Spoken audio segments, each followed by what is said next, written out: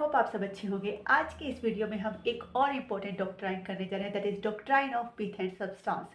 Pith का मतलब होता है ट्रू नेचर या एसेंस ऑफ समथिंग, और सब्सटेंस का मतलब है मोस्ट इम्पोर्टेंट पार्ट या फिर हम बोले एसेंशियल ऑफ समथिंग। तो इस डॉक्ट्राइन को समझने के लिए पहले हम दो चीज़ समझ लेते हैं, दैट इज़ जो हमारा फेडरल स्ट्रक्चर में हमारा कॉन्स्टिट्यूशन में 7th शेड्यूल दे रखा है वो, और आर्टिकल 246।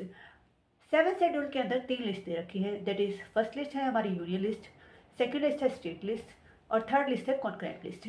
इन्हीं लिस्ट में सब्जेक्ट मैटर दे रखी हैं। जो आर्टिकल 246 है वो बताता है कि जो फर्स्ट लिस्ट है यूनियन लिस्ट, उस पे लॉ बनाने का, उस लिस्ट में जितने भी सब्जेक्ट दे रखे हैं उस पे लॉ बनाने की जो पावर है वो पार्लियामेंट के पास है। और जो सेकेंड लिस्ट है स्टेट लिस्ट, उस पे लॉ बनाने का पावर स्टेट लेजिस्लेचर के पास है। और जो थर्ड लिस्ट है कॉन्करेंट लिस्ट, उस पे सब्जेक्ट दोनों सहमति से या दोनों ही स्टेट और सेंटर दोनों लॉ बना सकते हैं। तो ये सारा हमारा 7th शेड्यूल और 246 था।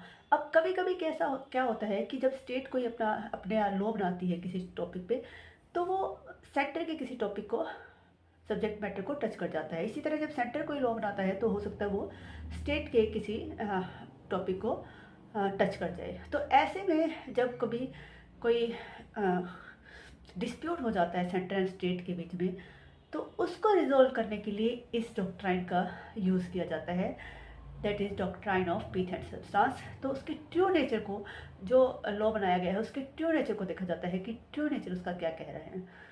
इसी बात को समझने के लिए हम एक केस लेके चलते हैं, that is state of Bombay versus FN Balsara का जो केस है। इस केस में क्या होता है, बॉम्बे ये 1951 का केस है। बॉम्बे जो स्टेट है वो बॉम्बे प्रोहिबिशन एक्ट लेके आती है 1949 में, जो अल्कोहल को कंट्रोल करने के लिए मेनली ये एक्ट लाया जाता है। जब ये क्वेश्चन कोर्ट में जाता है तो क्वेश्चन अराइज होता है कि जो अल्कोहल को कंट्रोल करना है ये मेनली इंपोर्ट एक्सपोर्ट को इफेक्ट कर रहा है, जो कि यूनियन लिस्ट का टॉपिक है। तो यहाँ पे इस डॉक्ट्राइन का यूज़ करते हुए पीथ एंड सब्सटेंस का, तो इसके एक्ट के ट्रू नेचर को समझा जाता है। ट्रू नेचर से समझ आता है कि ये जो बेशक इंपोर्ट एक्सपोर्ट को टच कर रहा है, लेकिन इस एक्ट को लेके आने का मेन पर्पस, मेन ऑब्जेक्ट जो है वो पब्लिक वेलफेयर है, तो जो कि स्टेट लिस्ट का टॉपिक है।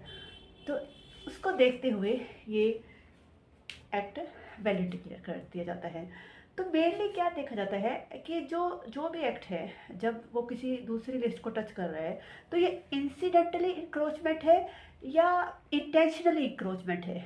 अगर आपका इंसिडेंटली इंक्रोचमेंट है तो इसको इंट्रावायरस माना जाता है और ये वैलिड है। बट जब आप इंटेंशनली इंक्रोचमेंट करते हैं तो ये अल्ट्रावायरस डिक्लेयर कर दिया जाता है, जो कि आपके एक्ट को इनवैलिड बना देता है।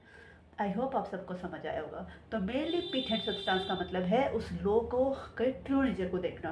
ट्रू नेचर किसके हिसाब से है, क्या है। अगर ट्रू नेचर उसका उस लिस्ट के हिसाब से है तो